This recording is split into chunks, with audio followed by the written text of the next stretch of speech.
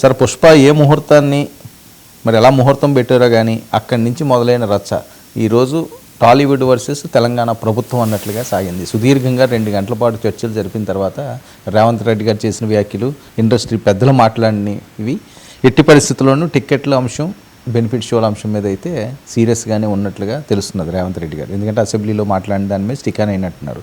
అయితే దాని మీద దిల్ రాజు గారు కూడా ఇప్పుడు మాట్లాడతా అసలు అది ఇష్యూయే కాదు, మేము ఇంకా వేరే రకంగా ఆలోచిస్తున్నామని అండలో ఆంతర్యం ఏంటి, ఇంకా వర్కౌట్ అవుతానా అంటే వర్మ గారు మీరు అన్న దాంట్లో మూడు అంశాలు తీసుకుంటాను నేను.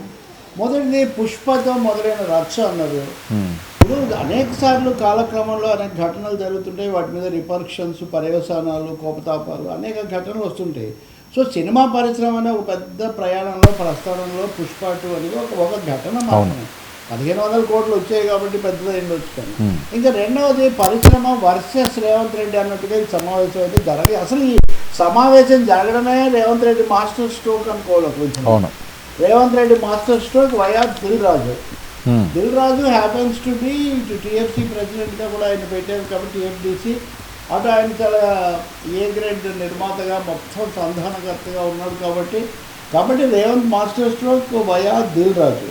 నిజం చెప్పాలంటే ఇండస్ట్రీ రేవంత్ రెడ్డిలో ఏమన్నా అపోహలు అంటే ముఖ్యమంత్రిలో అపోహలో లేకపోతే దూరాల్లో గ్యాప్ రాలేదు, గ్యాప్ ఇవ్వలేదు, వచ్చింది అంటాడే పుష్ప 2 దాంట్లో. సో గ్యాప్ వచ్చింది, ఈ గ్యాప్ పోగొట్టుకునే ప్రయత్నం ఈరోజు జయప్రదంగా జరిగిందని నేను అనుకుంటున్నాను. విస్తృతమైన సామాజిక పరిశ్రమ కోణము, చిత్ర పరిశ్రమ అభిమానుల కోణంలో చూసినప్పుడు ఈ సమావేశాన్ని స్వాగతం, వెల్కమ్ ది మీటింగ్. ఎందుకంటే ప్రజాస్వామ్యంలో ఉన్న ఒక పద్ధతి కూర్చొని మాట్లాడుకోవటం, ఒకరొకరి అభిప్రాయాలు తెలుసుకోవటం. నిజంగానే దిల్ రాజు అన్నట్టుగా మిగతా విషయాలు అలా ఉంచి సినిమా రేట్లు, బెనిఫిట్ షోలు అన్నది ఒక అంశమే. ఎందుకంటే దాని గురించి ఈ సమావేశం నేను నిర్ణయించడు. అవును, వర్మగారు సినిమా తీస్తే వర్మగారు వెళ్ళి అడగాలి, ఇంకొక ఆయన తీస్తే దానికి వెళ్ళి అడగాలి, ఆ సినిమాకు ఎంత ఖర్చు పెట్టారు, ఎక్కడెక్కడ తీశారు, ఏమొస్తాయి, ఇవి మళ్ళీ ఏ సినిమాకి ఆ సినిమా నిర్ణయం అవుతుంది. సో ఎవరైనా ఈ సమావేశం నుంచి మీరు బాగా పెంచుకోండి, బాగా జరుగుతుంది అని రేవంత్ రెడ్డి గుండు గుత్తగా ప్రకటన చేస్తారు అని ఆశించి ఉంటే వాళ్ళు అనాలోచితంగా పనిచేస్తారనుకోవాలి. మేము పరిశ్రమతో మంచిగా ఉన్నాం, మాకు సుహృద్భావం ఉంది.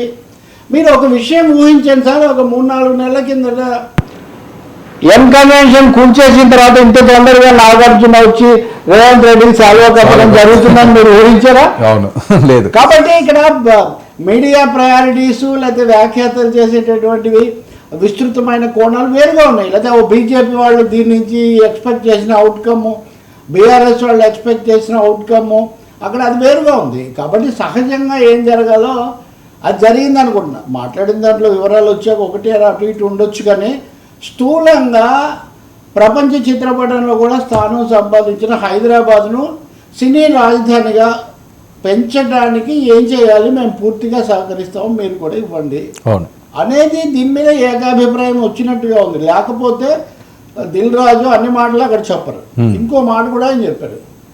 మిగతా మీరు అంతకుముందంతా మీరు స్క్రోలింగ్లు చెప్పినటువంటి హెడ్లైన్స్ మీరు కనుక చూస్తే ఈ 2 విషయాలు ఒప్పుకోలేదు, పరిశ్రమ నిరుత్సాహం పడింది, ఇలాంటివి చెప్పారు. కానీ దిల్ రాజు అన్నాడు ఆ విషయాలు తర్వాత మాట్లాడుకుంటాము అని చెప్పారు. రెండోది టీఎఫ్డిసిలో నేను విడిగా సమావేశం జరిపి అక్కడ ఈ విషయాలు వివరంగా నేను చెప్తాను, మేము ఒక కమిటీ లాంటిది ఫామ్ చేసుకుంటాము. అంటే ఒక కమిటీ ఫామ్ కాబోతుంది. దీని తర్వాత అవుట్కమ్ అంటే స్థూలంగా రేవంత్ రెడ్డి నాకు మీ మీద రాగద్వేషాలు ఏం లేవు, కోపతాపాలు ఏం లేవు, కానీ పరిశ్రమ నుంచి ఇదిగో ఈ డ్రగ్స్ ప్రచారానికి మీకు సహకారం కావాలి, ప్రభుత్వ ఇంకా మరీ కొంచెం ముందుకెళ్ళి అదేది కుల గణన లాంటి వాటికి కూడా మీ సహాయం కావాలి, అపోహలు తొలగించాలి అనే మాటలు ఆయన పరిశ్రమ నుంచి ఆశిస్తున్నారని చెప్పినట్టుగా ఉన్నారు. మీరు ముఖ్యంగా గుర్తించాల్సింది అల్లు అర్జున్ చుట్టూ తిరగలేదు ఈ చర్చ. అసలు సంధ్యా థియేటర్ అన్న పేరు కూడా రాలేదు దిల్ రాజు నోట్లో నుంచి. అంటే పరిశ్రమ బౌన్సర్లు, తర్వాత ఈ తొక్కిసలాట్లు, ర్యాలీలు ఇలాంటివి ఏవైతే ఒక విధమైన వివాదానికి లేదా సమస్యలకు దారి తీసాయో, కనీసం ఇప్పుడు తీసాయి, ఎప్పుడు తీసేయలేదా వేరే, వీటి నుంచి ఎలా బయటపడాలి అన్న ఒక ఫోకస్ అయితే వచ్చింది. ఆ ఫోకస్ రావడం మంచి విషయమే.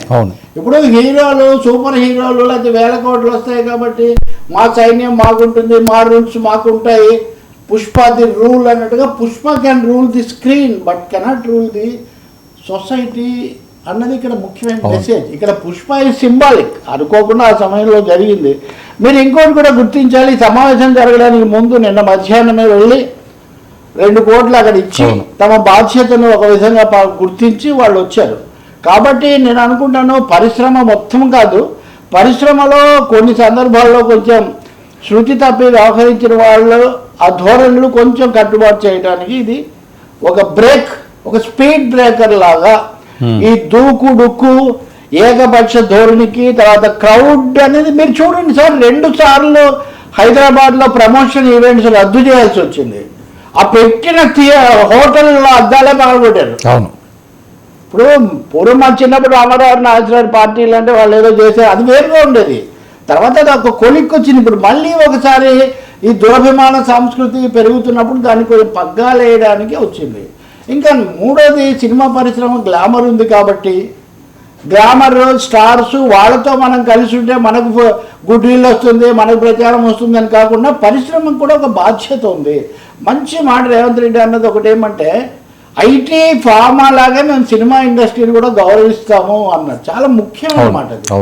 ఇది ఎవరికి ఏమొచ్చిందనే విషయం పక్కన పెట్టి చిత్ర పరిశ్రమ చాలా సంతోషించాల్సిన స్వాగతించాల్సినటువంటి అంశం అది.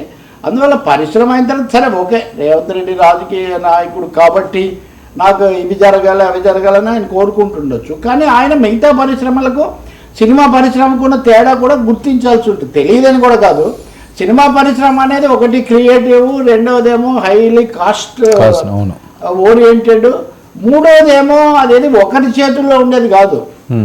రెడ్డి ల్యాబ్స్ ఒక ఆయన చేతిలో ఉంటుంది, శాంసంగ్ ఫైటెక్ ఇంకొక ఆయన చేతిలో ఉంటుంది, లేకపోతే ఇన్ఫోసిస్ ఒకరి చేతుల్లో ఉంటుంది, సినిమా పరిశ్రమ అనేక మంది చేతుల్లో ఉంటుంది. బహుశా ఇవన్నీ మైక్రో డిస్కషన్. నేను అనుకుంటాను ఒక మ్యాక్రో లెవెల్ అండర్స్టాండింగ్ ఈరోజు వచ్చింది, ఒక సుహృద్భావ ప్రకటన ఈరోజు జరిగింది. సూక్ష్మ వివరాలు, మైనర్ డీటెయిల్స్ లేదా స్పెసిఫిక్స్ నిర్దిష్టంగా ఒక్కో సినిమా అప్పుడు మళ్ళీ వెళ్ళాల్సిందే ప్రభుత్వం దగ్గరికి. ఒకరోజు ఒకవేళ ఇప్పుడు ముఖ్యమంత్రి చెప్పినా రేపు మళ్ళీ తన సినిమాలు 3 దిల్ రాజువే 3 అంటున్నారు కదా, ఇప్పుడు గేమ్ చేంజర్ దిల్ రాజు అని అనుకోవచ్చు మనం. ఈ సమావేశం గేమ్ చేంజర్ కనీసం, దిల్ రాజు ఇక్కడ కోఆర్డినేటర్. సో రేవంత్ రెడ్డి కూడా నేను అనుకోవటం పాజిటివ్ మెసేజ్ పంపడానికి ఈ సమావేశాన్ని ఈ సమావేశంలో ఒకే ఒక్క అందరు గుర్తించిన ఒక విషయం మెగా ప్రెజెన్స్ లేకపోవడం. ఆయన అంతే ఆయన అలాగే ఉంటాడు, వివాదాలు ఇబ్బందికరమైన పరిస్థితుల్లో తను ఉండడు, తర్వాత తను చేస్తాడు. ఇంకోటి ఆయనకున్న డెలికసీస్ ఇబ్బందులు కూడా మనం అర్థం చేసుకోవచ్చు. కుటుంబాల మధ్య సంబంధాలు, తర్వాత రాజకీయ పరంగా తన తమ్ముడు ఎన్డీఏతో ఉండటము, ఇదంతా ఒకటిగా ఉండడం వల్ల వచ్చిన సంబంధాలు. మూడవది తనకు బాగా సన్నిహితులై తన ఇంటికి వచ్చి సత్కారాలు చేసిన కిషన్ రెడ్డి, బండి సంజయ్ ఇలాంటి వాళ్ళు ఇప్పుడు తీసుకుంటున్న వైఖరి, ఇలాంటివన్నీ బహుశా వీటన్నిటి దూరంగా ఉండటం మంచిది. అంటే రీజనబుల్ డిస్టెన్స్, రెస్పెక్టబుల్ డిస్టెన్స్ అంటారు చూడండి. ఏమంటే ఈ పాటికి మీకు నాకు తెలిసిన దానికంటే 100 రెట్లు చిరంజీవికి ఎక్కువ విషయాలు తెలుసుంటాయి. అందుకని వారు ఇక్కడ ఉంటారు అక్కడ ఉంటారు అంటాడులే నారదుడు కృష్ణుని గురించి. కాబట్టి ఆయనకు తెలియదు అనేది కూడా కాదు, కొన్ని కారణాల వల్ల ఆయన బహుశా రాకపోయి ఉండొచ్చు. అదేమి రాకపోతే ఆయన భాగస్వామి కాదని కూడా ఏమి కాదు, ఎందుకంటే గేమ్ చేంజర్లు ప్రతిసారి స్క్రీన్ మీద కనిపించక్కర్లేదు. కాబట్టి పాజిటివ్గా నేనైతే ఈ సమావేశాన్ని సానుకూలమైన దిశలోనూ అవసరమైందిగా కూడా భావిస్తున్నాను. ఎందుకంటే 10 రోజుల నుంచి ప్రతిష్టంభన ఇదే టాపిక్, మనకు దీని నుంచి బయటికి రావటం కూడా